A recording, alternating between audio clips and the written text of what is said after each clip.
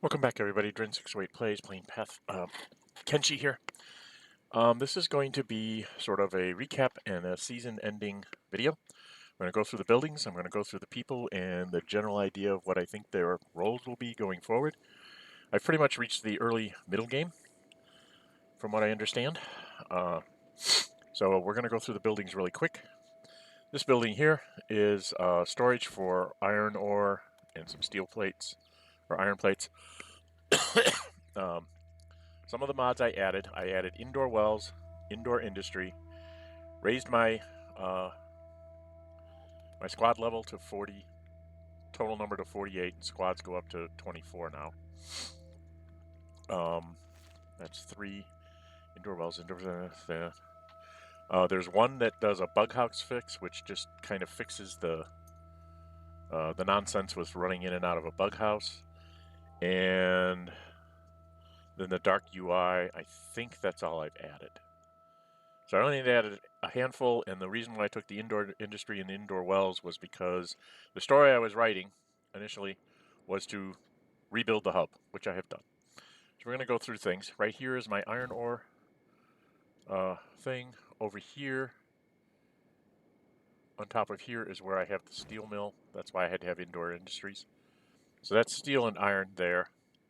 On top of all my farm buildings here, you'll see that there's a whole bunch of storage bins right in here. So these are places where I'm just storing like hemp and rice weed. And they're like all over my farm buildings. Not on top of the wheat straw one, because I never have excess wheat straw, it seems like. I'm always grinding it and turning it into flour and sending it off to wherever. All right, so here's a battery house right here by Flashbox. Boy Scout is standing in an empty square house. I can't remember what they're called. What is that called? Storm house. This is the old storm house. I'm not sure what to do with this one, so leave me comments on anything you think I might want to put in there after I go through all these buildings, okay? This here is a farm building. It has rice weed and I think hemp. Yeah, it has like 4 hemp farms and 1 rice weed along with a well. Moving forward here, Sadnell's in another battery house. Tuner is standing in my quote-unquote bar. I do have some stuff here for sale that I don't think anybody's really buying. I don't have enough people really to wander in here and buy things. The hub's not a great place for traffic, right? Over here, this building right here. This is my armory. I'm going to zoom in a little bit so I can click on things. We have chainmail sheet storage, bolt storage. This is where we make our arrows, our bolts. This is where I put my crossbow parts. Over here is a chainmail sheet fabrication. We have a weapons locker and also a crossbow locker. Over here is where I actually make my crossbows. Meow is working on making some chainmail right now. We also have a tanning bench to make leather from our hides. Leather armor crafting, where I build hats and things and different kinds of leather things. This is my heavy armor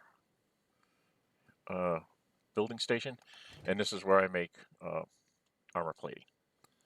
Okay, zoom out a little bit and scroll up. Over here we have, this is my wheat straw farming indoor farms. I did try to make the automated grinding tower, but it won't fit inside a building. I don't think it's in the list of buildings you can build inside. It seems it's only like the level 1 buildings that you can put inside of buildings. So this is a manual grinding thing, and of course a well. There's a well in each one of the farm buildings. Coming across, this house here is the house that you can break into when you first start. It is a residential thing for Holy Nation Outlaws. You can't claim it for yourself, but there's a couple of beds in there, and it respawns stuff. So when you're first starting out, if you're starting out in the hub, go in here, take the time to pick the lock, go in, take the time to pick the lock in the chest. You will find all sorts of stuff in here, and it will give you a good chunk of change, and it will respawn like every day. A little bit more comes in here, and you can keep taking that out to get yourself some cats to be able to buy what you need to actually survive in the early game. Right here, this is my well house with where Bark is. Both of these are just wells that I put in here. I just call it the well house. Over here, this is where we have green fruit. 2, 3. I have 4 green fruits, and then 2 more rice wheat over here. Coming across here, this here is my training facility. I have level 3 thieving, 2 level 3 melee dummies in here somewhere. There. Level 3 assassination dummy and a level 3, come on, level 3 lockpick. And then up top, we also have a harpoon training turret thing for Mark III. On top of all my buildings, I have at least 1, if not 2, power generation things. You can see I'm generating 550 power when there's wind. And I have almost 10 times that in my battery houses. Okay, zoom out. That's that one. This here is the Boy Scout house. That's what I call it. It's where my skeletons can go and get some rest in a skeleton bed, and also where we can build various robotic components and things like that. Coming up another one here. This is my infirmary. This is where we have a medical workbench, and then a place where we store it. You can see I have lots of bandages and things all stored up here, ready for people to pull out when they need it. And we have 4 beds to rest in. Logan is in another battery house right here, right next to it. Going across, this is our cloth manufacturing place. I am seriously thinking about putting another armor storage bin or 2 in here so that we can have even more bandanas to take away and sell. The 2 I have in my storage facility you'll see in a minute. And then I have another small shack here which I haven't really decided what I'm going to do with. I'm thinking I'm just going to put like a couple of beds in here, maybe 1 food storage or something like that, and just leave it open to the public for anybody that wanders in that needs to take a rest can just go in there and have a rest for free. Don't know if that'll work or not, but that's kind of the goal there.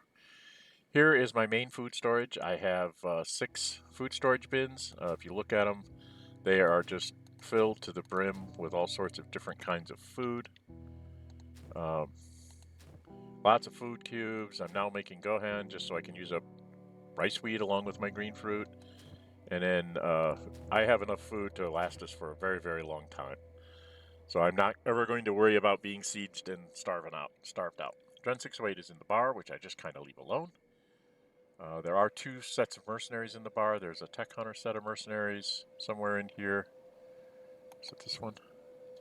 It's the mercenary guild. I thought there was tech hunters in here before. Maybe they're not here anymore. They must not be here anymore. They must have gone on their merry way. Oh, there he is. Tech hunters. So there's a tech hunter here, and some mercenaries, and a bar thug. Which every time I talk to the bar thug, he doesn't talk back, so he just makes a grunting noise at me and whatever. So we leave the bar alone. That brings us to the bug house. The bug house is my storage bin here. We've got 5 times 50. I've got 250 fabric saved up. Iron plates, a couple of iron plates things, 1 of steel bars. This is some armor plating. This is my building materials. I've got several leathers sitting here, like 4 of them. There's an extra rice weed and some hemp storage in here. Before I started putting them up on top of buildings, this was my original storage place where I would haul things that I found out in the world. And then we have 2 armor chests filled with bandanas. That's why I was saying I think I'm going to add a couple more armor storage before I get started with Season 2. Just so I have places to store all this stuff, and then I can make more money with my bandana runs. In here, this is my main house. This was the first house we ever built. Up top, we have our standard power thing. That was my first battery pack. I have 2 more sets of rum barrels up here that are almost completely filled. This is our research bench 6 with 2 engineering research and 8, 9, 10, 11 ancient science books, so I can still do some more research. And then this is where we build our electrical components, and we have 2 storage bins for electrical components, so I'm not wanting for anything. That kind of summarizes the buildings here. In general, the story I decided that I wanted to write, I have written. I wanted to get the hub up, self-sufficient, defendable by all the people that I have in here, and I can build anything I really want.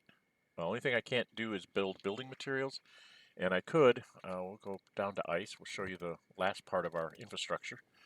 We have a little shack down here with a couple of beds in it, and I do have a chest that doesn't have anything in it, which what I do is I drop something semi-valuable in there for dust bandits to take. There's a battery sitting here.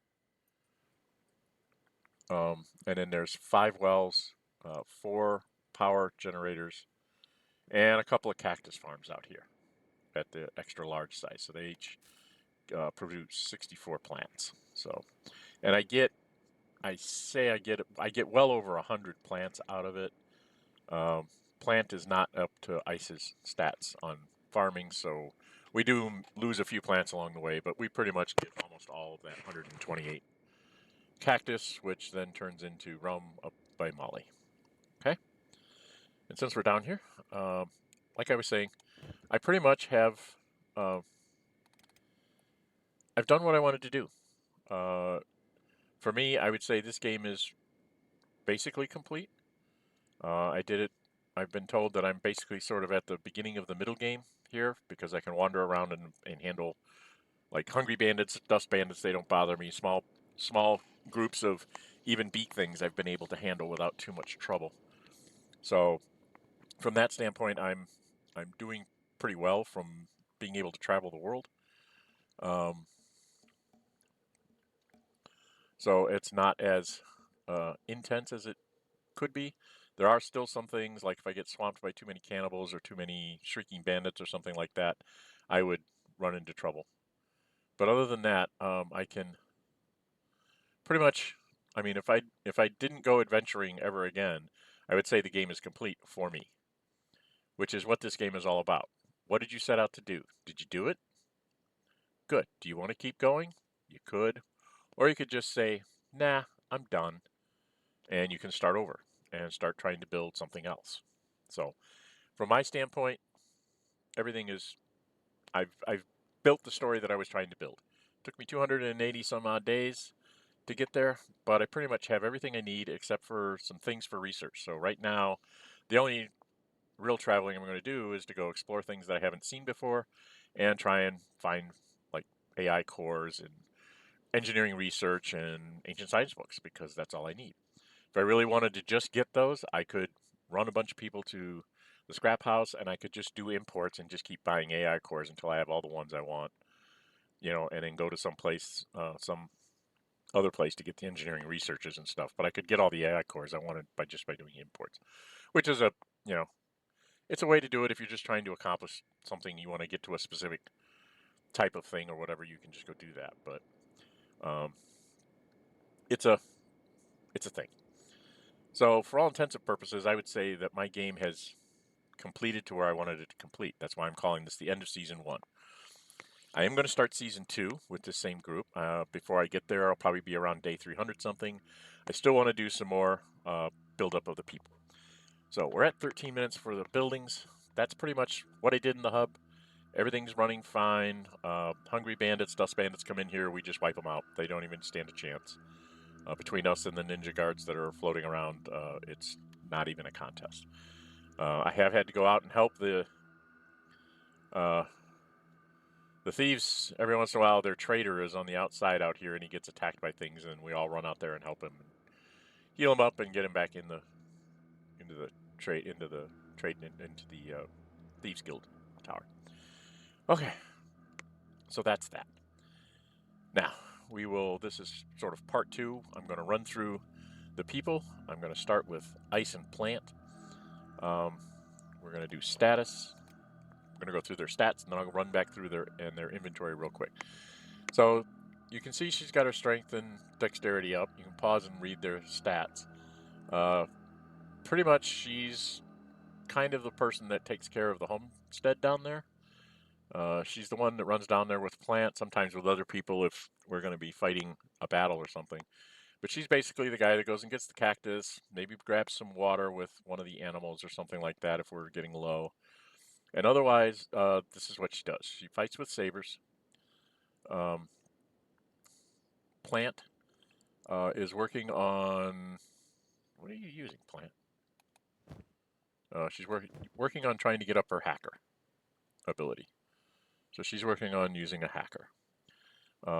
Again, the strength was built up. I did do a bunch of grinding before I did this video, and the 2 videos before this was where the Boy Scouts went on scouting. So she's, her farming's only at 51, whereas, Ice's is at 86. So we do miss a few plants down there when we're doing that. Ice's inventory is basically, she's using a ring saber, edge 1. She's a pretty good fighter. The people that usually stay in the hub, this is their armor configuration. They have a rattan hat, which gives them a little bit of protection on their head. They have leather turtlenecks, drifter's leather pants, shoes that make them run fast, and black plate jackets. That's pretty much my standard at-home kind of weapon. Plant used to travel with me. That's why she has this backpack. That will probably be passed off to someone else in time, because at-home people usually only have a stacking backpack. Okay. That takes care of Ice's troop. We're going to go through the skeletons. Flashbox, Sadnell came. Both of these guys came later in the playthrough. This one came up earlier. So Boy Scouts a little bit ahead of these guys. They've gotten their strength up by, doing strength training with everybody else. Melee attack's getting up there. Flashbox is just he's been a farmer for a while, so he's not up as good as the other skeletons. So I'm trying to get him worked up, better melee and stuff. And he used to use a katana. I now have him using a hacker, so he's going to start working on getting up his hacker skills. Same thing's going to happen with Sadnil. Sadnil's using hackers. He's up a little bit more in strength and toughness because he's been out running around with us more. Sadnil started with -2s and -1s like in just about everything, it seemed like. So he hasn't even been through the training thing to get these things like up to 0. But he started off with negatives everywhere, and slowly but surely I've been getting him into at least positive territory. And where it's important, defense, attack, and hackers, he's moving along. But he's, kind of a trainee at this point. He's not a true frontline fighter. Boy Scout is getting to be a frontline fighter because he's in 30s and all of his strength, toughness, dexterity. His hackers is up to 25. He's got 36, 33, and these are all just sort of stats that happen along the way. He is my main robotics person right now with the 48. So if I need something built in the robotics bench, he's usually the one that goes over there and does it. Sadnil's done a little bit, and so is Flashbox, but pretty much if I need something done quickly, a repair kit made or some part made or something that's in the robotics bench, Boy Scout does it. And those are my skeletons. They will be joining the main Dren608 team when I start up doing other things. So we're going to go to the miners. The miners include Genseed, Gecko, and Spade, who are all relatively new to the team. As you can see, their strength, I did a lot of strength training with them, but they're still only in the upper 20s. And they have not been in a lot of battles, so a lot of these stats are not very good. All right. Jensei is working on becoming a crossbowman, so that's why he's working on crossbows. He hasn't had a lot of battles, so he's not very far on anything. Any numbers that you see here in the double digits was probably from the training stuff. He does a lot of laboring because he's a miner, and then athletics, of course, comes from running. I also took everybody swimming, so that's why you see swimming stats up a little bit. I took everybody down to training swimming when I was doing my strength training as well. Gecko is kind of in the same boat. I think that they are also training to be, yeah.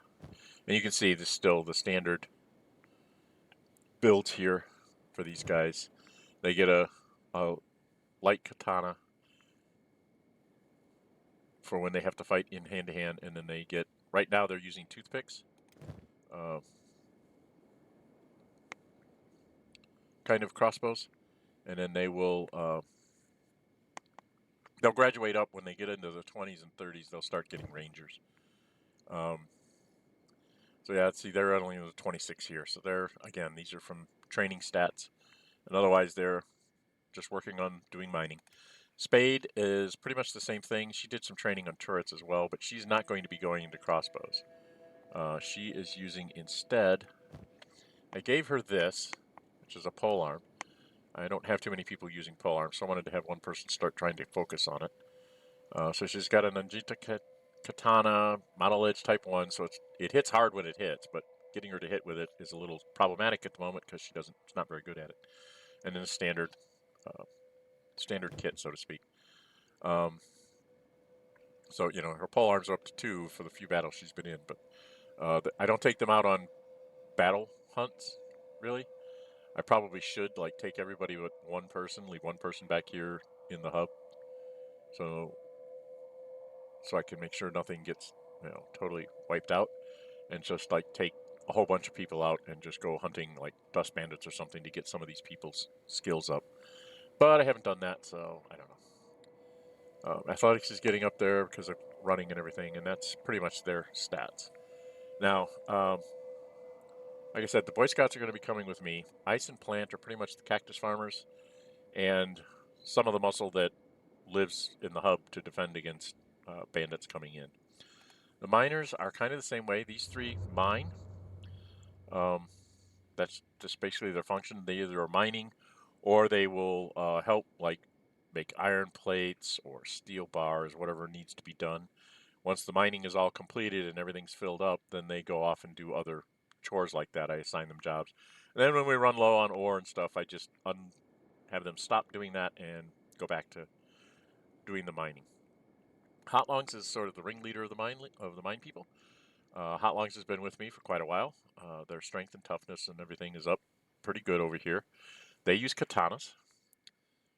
Again, their athletics is way up because they've been with me for so long, and laboring is because that's pretty much what they do between mining and building iron plates. That's what they do a lot of. I haven't been through all the training things here, so some of this stuff is not here. Inventory-wise, they are using an Odachi Model Mark III. It's one of those things I do want to get them an Edge Type 1 weapon of it at some point, and then they're in their standard thing. Now, the difference between Hot Lungs and these guys is that Hot Lungs wears a flared helmet. Kind of like designate them as a leader for me. It's kind of the way I'm kind of trying to kid everybody out. Okay? When we get from that, let's go talk about the farmers. Now, Fumin does not have on his flared helmet yet. I did build one, but I just haven't gotten it to him. He's using a Ring Saber Model Mark III, so I should probably get him an edged weapon. I do have one sitting in my bucket, I think. But his stats are... He came with a field medic stat, so he's basically my medic guy, you know, that infirmary. If I need something built, you know, bandages or anything like that, he runs in there and builds those kits, puts those kits together for all of us.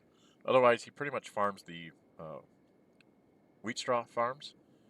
He has really good strength, not too bad on the other stats here, and he uses sabers, so he's a saber guy.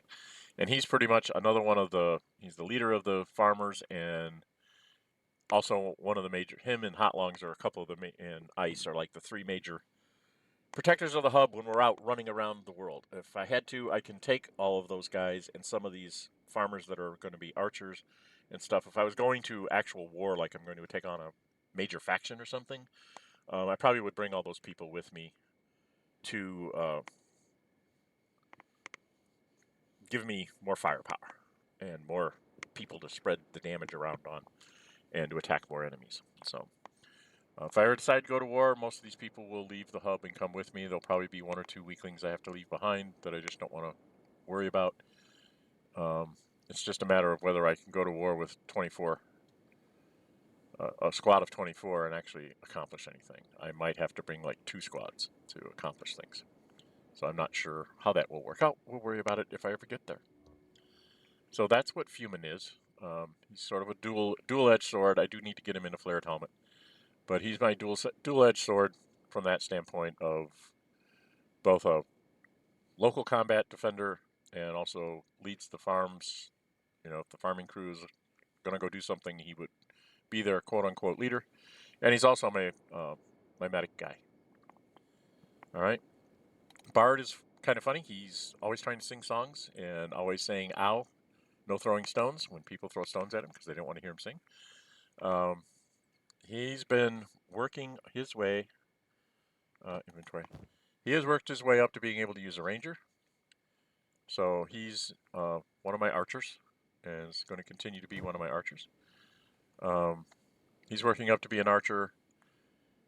He sees crossbows. I don't give him ranges until they're like 25 or above, and then you can have a ranger to keep working on your skills.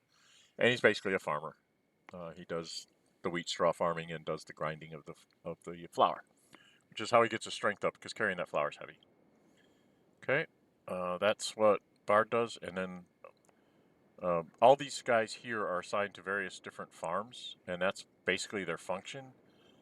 If I have to, I can pull them out to, bring them along for crossbow support or melee support for one of them here, which we're going to get to next, Khalid. He is working with sabers as well. He has an Edge Type 1 saber.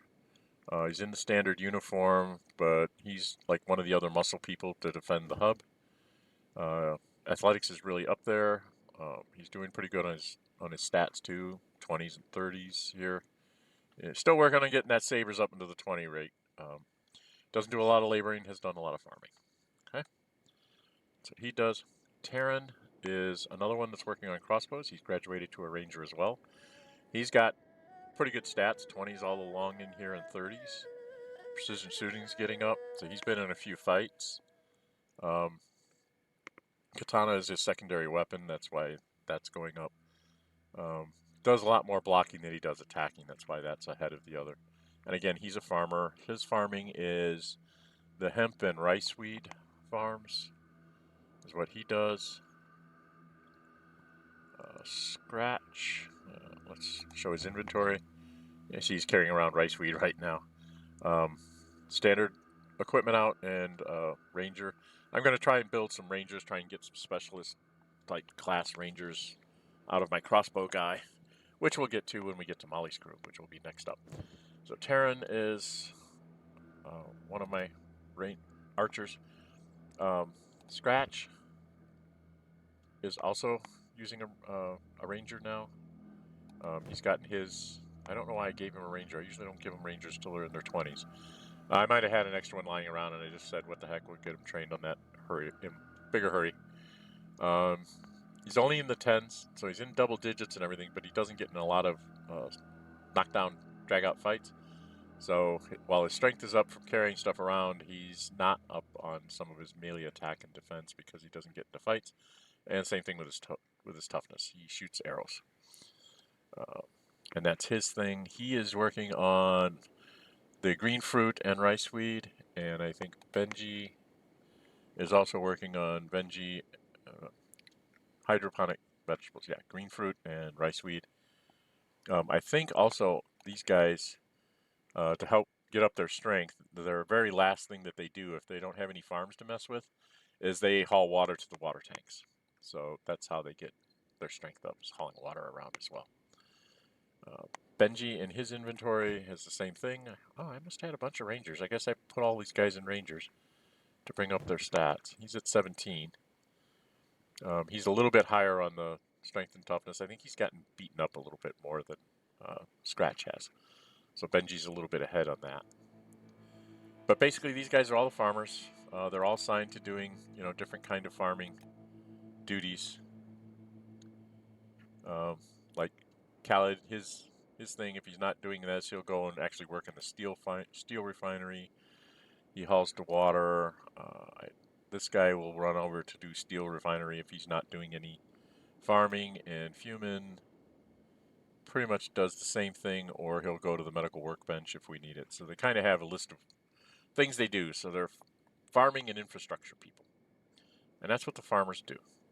Now, some of these guys I can take, that have decent skills like Khaled, Fumin, Bard, Terran. If I really have to, I can yank all four of those guys and put them in the main group, Dren608 team, and go off and do things with them. So we'll start with Molly. Molly's been with me since nearly the beginning. Where am I at?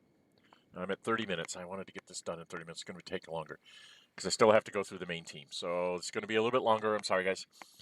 Molly's, gotten her strength up, but she doesn't get in a lot of fights because her main thing is she cooks. It's an 82, and she does science, which is an 85. That's her big things. She basically runs the homestead. She runs our hub. She takes care of everything here. She does have great athletics. We are trying to work Molly up into being an archer now because I really didn't want to put her in harm's way. So she's working on becoming an archer. Wecky we picked up at one of the way stations. I was a fight to get him back home and get him up to halfway decent strength. He's still behind everybody, but he's slowly working on it. His big thing is he has now worked himself up to being an Armorsmith 77. So he can fill in some of the things when Meow's busy doing something that's long term. He can fill in and like make some bandanas or leather working and stuff like that. So he can get some other things done. So I have a secondary armor, so to speak. Cat, found in the Dust Bandit King's tower. You can see he's got like -2s everywhere. He's really not anything. He would be one of the people that would stay behind if we went to war. He does have a decent field medic. That was something that came with him. He started at 30 or something. That was the only thing that really was going for him. He's wielding a saber. I only have him in Trader's Leathers at the moment. I need to upgrade him to Black Plate Jacket so that he will be properly attired as he should be. I just haven't gotten around to it. Next up is Naggle. Naggle is basically Logan backwards. When I did an import to fix a problem that I had created when I was trying to mess around with buildings and stuff, I had to do an import to fix it. And when I did that, Logan was back, but I went ahead and hired him, changed his name to Naggle, which is Logan backwards, and I changed his appearance so he doesn't look like Logan. He's gotten his strength up to strength training. Toughness, dexterity, he's not been in many battles, but he is raising up his crossbows and precision shooting and everything because that's what he does. That's what Logan was basically a crossbowman. And then he's spent most of his time working on making arrows and stuff to get his crossbow smithing up. I want to try and get that up to about a 70, and then I'm going to have him make some crossbows and see if we can't make some like specialist bows or something like that to outfit all of our people. And that's his role, is to do that. Cat's role right now is basically to bake bread because I really don't know what else to do with him. His stats are just not really great at anything. There's a little bit of laboring, but I mean, a little bit of weaponsmithing. He just doesn't have a lot going for him, with all these things being 0, so I'm not really sure what to do with Cat. So right now I just have him sort of supporting Molly whenever he can. Slink. Slink is she uses a saber. She has a ringed saber here. Actually, she usually doesn't use a saber. I usually have her using a katana. I don't know why I have a ring. Oh, because she probably built it. She goes into her thing. I have her in a dust coat because her backstory was that she was some kind of a sneaky person. So I went ahead and put her in a dust coat that gives her more sneaky, abilities over here. If you look over to the right in the column, it helps their martial arts, dodge, and stealth, stuff like that. And it's pretty good defense as well. Otherwise, she's in the standard garb. I might put her in a black plate jacket again, too. I don't know. But she's my weaponsmith. If you look here, her weaponsmith is at 84. She builds me at least Mark IIIs, and oftentimes she hits the success rate on them, the critical, and so I end up with Edge Type 1 weapons. So that's why I have a lot of Edge Type 1 weapons, is because she'll do like 2 or 3 of them, and she'll get at least one Edge Type weapon, and we sell the others. So that's what she does, pretty much. She's used katanas for a long time. She now has a saber, which probably I think belongs in someone else's hands, because I usually just leave her with her Her one katana. I might give her a Nodachi too. I'm not sure. Or maybe I'll build some ninja swords and have her use a pair of ninja swords. That might be appropriate for her. I'm not sure. Basically, she's my weaponsmith. She's not the greatest in a fight, so she's probably not going to go on a war. Same thing with Nagel and Kat. Weki is kind of in that boat, and so is Molly. So this entire crew here probably is never going to go to war with us. They're going to be running the hub while the rest of us run off and try and conquer the world, if we decide to conquer the world. Meow is my armorsmith. She's at 89. She makes really great armor, if I can find her blueprints to make armor with. Some of this assassination and lockpicking was done with training. She's been in a few fights, so she's actually a bit of a muscle person herself with the strength and the toughness, and melee attacks in the 20s. She does use katana. Does she use katana? Oh, she's been trying to learn how to be a crossbowman, otherwise she uses a katana. So, she's used katana for a while, and I just now recently gave her a crossbow to have her start trying to learn how to use a crossbow. And that's Meow. This whole group, Molly's whole team here, Molly's crew is pretty much going to stay here in the hub. Or if we decide to build a base, they would be our base personnel. They would be all the people that would make sure that the base keeps running, the defenses are manned, and so on and so forth. I do need to get them all some turret training. At some point, I'm going to run them through my turret training turret, and that'll be that. Now onto the main team.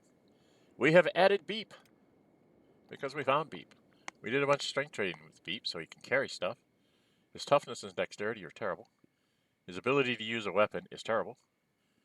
We did train up his melee attack to 15 at least. All of his other stats basically are terrible because, hey, it's Beep, and it's Beep at pretty much his earliest levels. This is like Beep near the beginning of the game rather than Beep in true mid-game form, because I didn't go find Beep until I got to this point. It was only 5 episodes ago I found Beep, maybe. So that's why Beep's not really up that high. We are bringing Beep along as sort of like our trainee. We're going to try and get his toughness up and his dexterity up. Hope he doesn't lose too many limbs. If he gets a bunch of limbs severed, we will try and go find him skeleton limbs. Everybody always tells me I should build. My son tells me you need to build Cyber Beep. And I'm like, but I don't really want to go that route. But if he loses a limb, we will get him a cyber limb to replace it. We just have to wait and see. I'm going to see how far I can get Beep without him losing a limb. That's kind of another little sub-goal there. So Beep's going to become one of our main run-around people in our main group, just so I can train him up faster. Bark, I picked up in the town of Bark. We've gotten his athletics up. He doesn't have a lot of other skills right now. I haven't gotten him through the whole training thing, so he's a little behind on the training sequence. But he is using sabers, and he has a good strength toughness. So, you know, he's doing okay. He's also in sort of a trainee mode. He's a little more advanced than Beep, but he's still being trained up because the next 4 are my main melee guys. We have Rain the Giant at 58 strength, 40, and 34. He used to use sabers. He now uses a Falling Sun, which is a heavy weapon. He'll soon be at, a few more battles, and he'll be at 40 in that. It's great against beak things and stuff. A couple times, I think there was a video of the beak things coming at me, 1s and 2s. We'd hit them with 3 or 4 crossbow bolts, so they'd be really wake, and then Rain would just hit them once, and they would go down. So it's definitely paying off for him getting good with that particular weapon. Plus, he has great attack and defense here for early mid game, I think, at 40s. Yeah. So he's a main fighter. Inventory wise, Beep's not dressed this way because I don't think he's strong enough to carry it, and he couldn't wear the proper helmet anyway, so I'm going to be doing something different with Beep. I'm not sure exactly how I'm going to dress him out. The only reason why he has this one is because it's +6 on defense, so I can put him on block and he can actually keep himself from getting killed too fast. Bark is dressed out as if he's a member of our main squad, so all the good. It's either masterwork or specialist grade for the samurai type armor and the helmet, and always he has a leather turtleneck on. He's going to trade that in for black and chainmail as soon as she gets done making it, because that's what a normal melee fighters are set out with. He's using this. He has a Mark III. It gives him a +2 defense bonus. Does really good against animals. So I really like that desert saber, and I now have plans to be able to build desert saber. So I'm going to try to build a couple more of these, see if I can get a an Edge 1 weapon, which I will give to Bark. And then this Mark 3 I might give to Beep to use. Something like that. Rain the Giant uses, I managed to find an Edge Type 2 weapon, which I can't make right now. And I made him an Edge Type 1 longsword because that's his secondary weapon. And again, normally my main melee guys wear blackened chainmail, an open flared helmet, samurai leg plates, and samurai armor, along with boots that make them run fast. And everybody carries around this thing for dust storms and gas, so that if I'm running through the fog or some other place that has gas, I'm protected in dust storms. I don't have anything that protects me from burn, uh, or acid rain on my heads. So if I was going to go running around where there's acid rain, I probably will have to build a whole bunch of dust coats and some kind of headgear that protects me against acid rain, so I can put those on when I'm running through there to give me some protection from the acid. But right now I haven't been running into too many places where there's lots of that. Kang is one of my premier fighters. He has really good toughness, 44. Rain had a 40. Kang has a 44 toughness. Is 42 with sabers, 53 attack, 39 defense. So he's like a 41 on his attack. He does lots of good damage, even with his equipment minuses. He doesn't have a lot of other stats other than a little bit. He's pretty good at field medic. He's probably second to Fumin or me. I think I might be pretty good at it too. Yeah, he's actually better at it than me. So Kang does a lot of our things there. He has only 1 in robotics, but he's trying to learn that to help fix the skeletons. So yeah, he's because of his toughness being so high, he tends to be not hit as hard, which means he can hit other people really hard. And that's what he does. And he's using a Edge Type 1 ringed saber right now, standard armor configuration. Rutka, standard armor configuration. She uses a plank Edge Type 1. That's because she started off with a plank, and I just thought I should just leave her using a plank. I know there's better versions than the plank, but it just kind of tickled me that she would use a plank. So that's why I'm doing it. Her stats are very good. Heavy weapons is really high. Her toughness is high, like Kang's. And she's the strongest of us all. She's a 61. Because she's using this weapon all the time. So her strength is always really up there. And then her attack and defense are really good too. Again, not a lot of things over here. Laboring just doesn't really count because everybody goes in, mines and stuff. So I really don't count laboring as a function. But she's another one of my main melee people. Griffin is up next. Griffin started off with like 20s and everything. I had him using sabers for a while, and then I switched him over to hackers and he's got the good strength and toughness and dexterity because he's one of my main melees. But in his inventory, I was able to find a Model Edge 3. The only thing above this, I think, is a Me Too, if I remember right. From what my son told me, he said the only thing above a Model Edge 3 is a Me Too. So he's got a Paladin's Cross, which is an Edge Type 3 weapon. So he got really good weapon, and it shows when he's hitting things. He does massive amounts of damage to people. Standard armor configuration otherwise, and that's what he does. Esser is special. Esser was an escaped servant that came limping into my farmstead. I talked with him, let me talk to him, and he joined up. I let him join my group. And then I was trying to say, well, his name was Escaped Servant. And I was like, oh, I don't want to call him Escaped Servant. So I had to come up with a name. So I came up with Esser. And Esser stands for Escaped Servant Seeking Extreme Revenge. And that's going to be his story. These guys are my main, combat people. We'll get into our rangers and our animals in a second. But Esser is going to have sort of a special story arc if I can figure out a way to make it work. He basically uses, not super heavy armor. And the armor that he's using right now, it helps his stealth, helps his dodge percentage. Gets a melee defense bonus, martial arts bonus by wearing this dust coat. He uses this to protect him from dust storms and gas at 100%. This helps with, sort of an extra layer of armor underneath this stuff. Yeah, his job, weapons-wise, you notice, no weapons.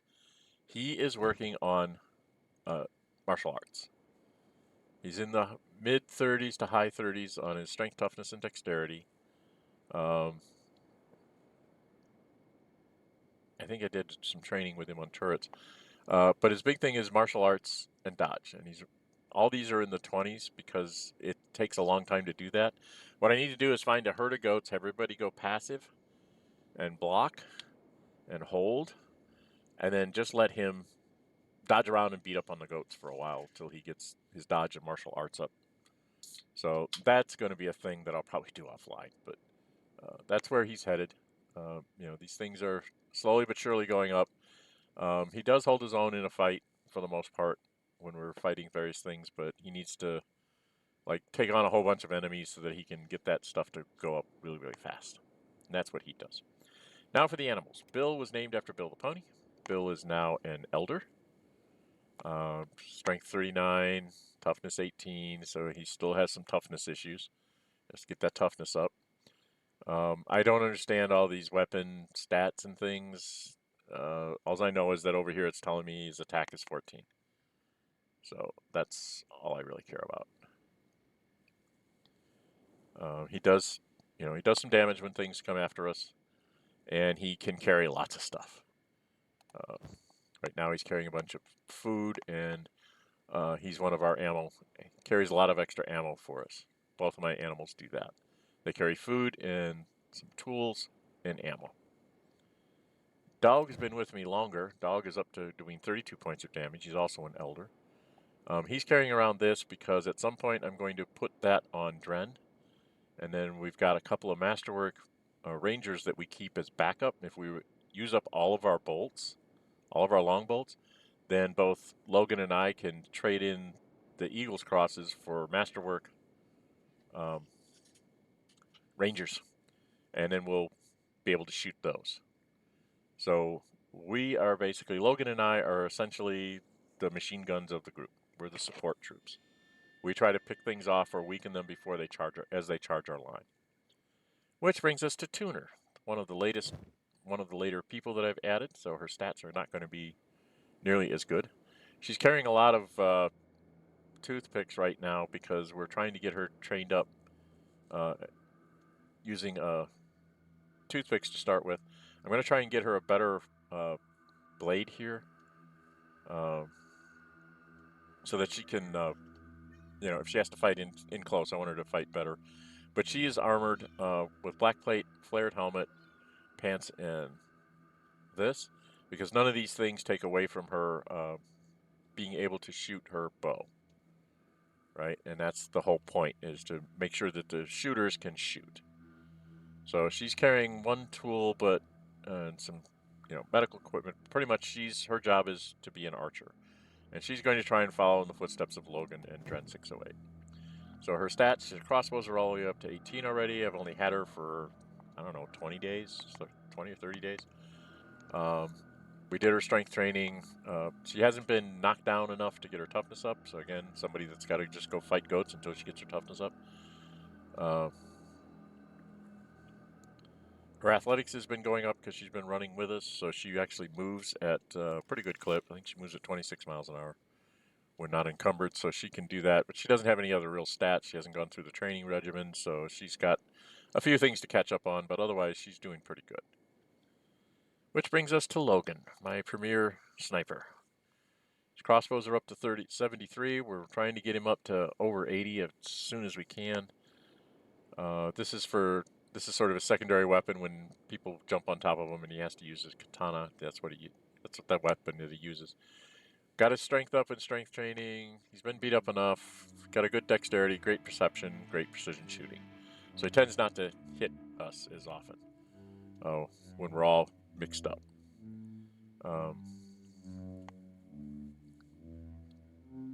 So it's very hard to get precision shooting up because it's accidentally shooting your friends is the way you train it, and he doesn't hit his friends very often. And if he does, it really hurts because in his inventory, he is using a Masterwork Eagle's Cross, doing 76 to 127 points of damage.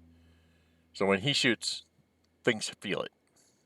And he shoots, it says there 4.05 to 110 seconds. That's based on his dexterity, which means he's a lot closer to the 4 than he is to the 8.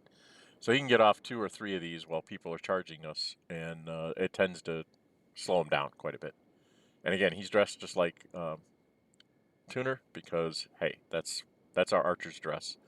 Looks very close to what we would have inside, like our leaders of our farmers and miners, but it's because it doesn't affect our shooting. So that's what we're trying to do. It's minimal effect on our being able to shoot our crossbows, and that's what Logan has going for him. He has a few other little bits of things, but nothing really huge. His defense is up higher because most of the time I have him on hold and block. It's like he shoots, and if they get in close with him, I have him hold and block and let the big meaty melee guys come in and just clean up whatever. Dren608 is kind of in the same thing. That's why his melee defense is up, although I do a little bit more attacking because I have this really good strength and pretty good toughness. And that's because he was my original character, so a lot of this happened because he was just the only one actually out there risking his butt. His crossbows are up to 68.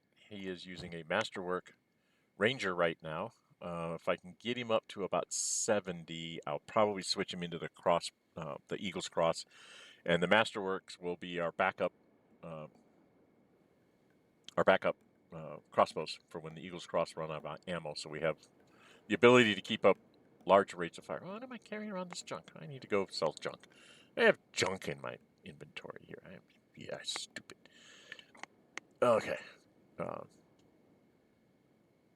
And that's what Dren608. He's my main character. His job, he's learning how to become a crossbowman. He's okay with katanas. I'm trying to make him as much of a Renaissance man as I can. So you can see he does a lot of the thievery and lockpicking. We've practiced up our stealth. So I'm just trying to get a lot of his stuff up. Probably not martial arts and dodge, although I might have him go down that route after I've gotten some things. I want to get his katanas like up to 20. And then I'm thinking once I have him doing good, really good with crossbows in the long run, I would have him go like pick up a combat cleaver or something and start learning how to use a hacker in combat. And then maybe then switch him out to martial arts or something. I don't know. But I'm trying to get him to be as well-rounded in things as he can. He can do a little bit of everything. He's my second science guy. He can do science when Molly's otherwise busy. If we have to get something done, he's pretty good at that. And he's like third in line on field medic, so he's one of my better medics too. And he's the leader of the band, so to speak. So that's why I'm trying to make him kind of a Renaissance man where he's well-rounded and able to do lots of different things without specializing in any one thing. And his story was, I want to rebuild the hub, which he did, as we've already pointed out. So there you have it.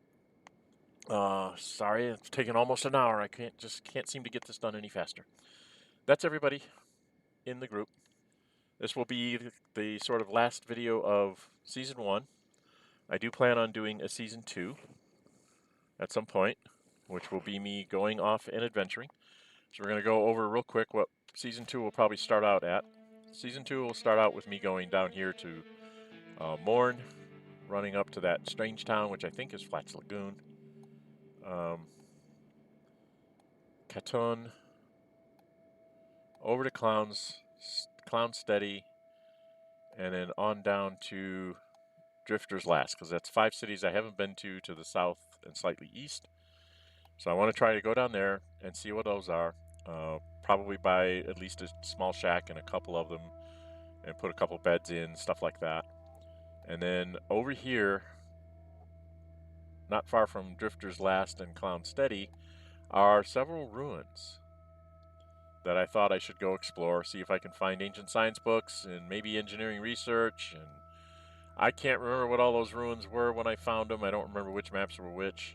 That's one of the things I don't like about the game is it just, it says this is an ancient laboratory ruin, and then when it shows up on your thing, it just says ruins. It doesn't say ancient lab ruins. It says ruins, and then you have to go out there and get close to it and say, which one is this? Oh, that's the ancient workshop ruin, or that's the, it's an ancient armory ruin. Well, I'm not really interested in that because the armory tends to not have that great of stuff in it. Some expensive weapons you can grab and go sell. Outposts like this are just places to go grab free materials if you need them to do stuff. So when you see these ruined outposts, that's kind of what they are really good for. So that's the idea here, is that I'm going to try and beginning of season 2 will be me taking a crew down through here. I'm thinking I might want to bring a crew down and check out. There's a ruins here. I'm not sure what that is. And then there's an outpost, and I wonder if this is like where the red sabers are. So maybe I need to go fight them and just see what I can do against red sabers. The exile camp is not gone. I thought I had knocked them all off, but it's not, so blah. I might have to just go take care of them as well. I haven't been in New Kralia. I've gone by it. I can't remember if I went into the Great Fortress. I think I ignored it too. Have been to Admag. And then down here, I think, if I remember right, this is where the Bugmaster is, according to the hints and things when I was running around out here. It's like the Bugmaster is in here, and he has like tons and tons of spiders. It's the reason why I want to get some desert sabers. Because if I have to fight tons and tons of spiders, I want something that does lots of damage to spiders in a hurry. So, and try and get my skeleton guys up pretty good too, to take on any robotic things in these ruins. Because they all use cleavers. So, I also do need to upgrade the armor on my Boy Scouts. Let me know in the comments what should I be outfitting my my robots in. I mean, I just put this in them just so they had something. So they had something on them. They gave them a little bit of character, but I'm pretty sure I should probably be putting them in something a little better than that. I don't know if black plate armor is good enough, or if I should actually go full on samurai armor on them and stuff. Because, stat wise, they're all in the 30s and above, so they can carry the heavy stuff if they need to. I just don't know if I should be going. I know they can't wear helmets, right? They can't put anything on their head. They can't wear shirts. So all it is what armor do you put on their pants and their armor thing? And so I was thinking the black plate one, at least it's like 100% on all their limbs, and then some kind of armored pants that would do the same kind of thing. Give them 100% coverage on everything, just to kind of mitigate some of the damage that comes hitting at them. But like I said, leave me comments on what you think I should do. Anyway, that's kind of where we're going to start with Season 2. I don't know how long before I'll be able to get Season 2 started, so it may be a little while before you see anything new from me, a couple weeks maybe, because I'm going to be dealing with real life and messing around with getting everything prepped for this, and I have a couple of other things. I have a couple of new games that I actually want to start some series on, so you may see some things posted up. Fear not, I will come back to Kenshi. It just may not be immediately. And I want to go explore those 5 cities that I haven't been to.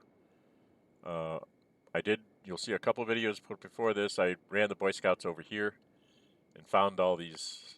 I played a Ring Around the Rosie game here at the Lost Armory, picked up a couple of nice weapons, a whole bunch of security spiders that I just kept running around in circles, and then I'd run inside and I'd aggro some more, and I'd run out and run around in circles until I lost them all, and then I'd go in and lock the door and they'd all wander off, and then I finally was able to loot a couple of really good weapons in there. I might go back there once I get my guys up a little bit faster and then try it again and see if I can't just keep working my way through that. The Deadlands workshops, they have like broken D30 things or something, and I'm like, hey, no thank you.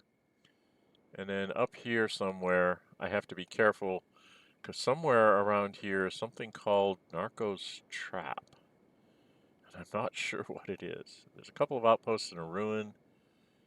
And I know that there's some place out here called Narco's Trap. I'm just not sure where exactly it is. So I need to be careful about wandering around up here because that's supposed to be a very nasty thing. And if I'm going to go there, this is like all acid rain up here, which is a pain in the butt to get through. Again, I'll need all those dust coats and things. And it's just like, it's too much trouble to try and get there and do things. So anyway, that's what I'm doing is I'm just kind of wandering around out here trying to see what's out here. Okay? And that's pretty much it. So if you like what you see, hit the thumbs up button. If you really like to see, go subscribe, hit the notify bell, be notified to upload videos and to schedule streams. Leave me comments on what you'd like to see me doing for season 2. If you've got any storylines, having seen what I've got for people, if there's a storyline you'd like to have someone try and go down. I know Griffin, we're trying to find him the truth of the first extension. And Esser, I've kind of given him the mission that once I get him up to being really good with assassination attempts and his martial arts, and I'm going to get up his stealth, and then I'm going to send him sort of on a mission to go around and like beat up slave traders all by himself, kind of thing. Disguise himself, go get a disguise of some sort to disguise himself as some other faction, like a black ninja faction. Will steal some of their uniforms. He'll dress up as that, and then go off and try and, assassinate people and get them mad at the Black Dragon ninjas instead of me or something like that. So we're going to do something silly like that with Esser and have him just go like attack slave caverns or something to knock people out and free slaves. That's my thought there, is that, he's going to free the slaves that, since he was once one himself, he's now going to go about trying to free out slaves that are in that same predicament he once was. And Dren608, he'd just be happy to sit here in the bar in the hub and not do anything at all. But Molly demands to have more research books, so he's got to listen to Molly. All right? Okay. That's where we're going to go with that. Like I said, comments help, like buttons help, and subscriptions help build the channel. All that helps build my channel, so if you can do it, please do it. It doesn't cost you anything to, hit the like button or to subscribe. You can subscribe, not hit the notify bell. You won't have to worry about me seeing notifications for me posting videos that you're not interested in. And then just check back from time to time to see if I've started up the Kenshi series again. And then you can hit the notify bell at that point, so you'll see more Kenshi videos. All right? So I'm Dren608. This is the end of Season 1. Until we meet again in Season 2, stay safe and bye-bye.